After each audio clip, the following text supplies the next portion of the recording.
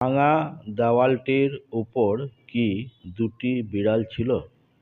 ইংরেজি কি হবে? দেখো, ভাঙা ইংরেজি ব্রোকেন, আর দেওয়াল ইংরেজি ওয়াল, ব্রোকেন দেওয়াল। ওপর ইংরেজি অন, আর কি ইংরেজি হোয়াট, দুটি ইংরেজি টু, বিড়াল ইংরেজি ক্যাট, আর ছিল ইংরেজি ওয়াজ। এটা আমরা জানি। তাহলে কি এইভাবে বলবো? Broken, wall, on, what, to, cat, was বললে হবে? ইংরেজি হবে না। কেন হবে না?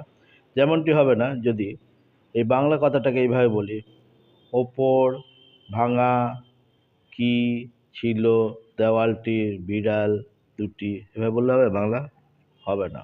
কেন হবে না? কেন বাংলা শব্দগুলোকে এমনভাবে সাজাতে হয় যাতে একটা মনের ভাব প্রকাশ পায়। ঠিক তেমনি ইংরেজি ক্ষেত্রেও ইংরেজি ওয়ার্ডগুলোকে হুবহু বাংলার মতন বসিয়ে দিলে হয় না, তার একটা নিয়ম আছে।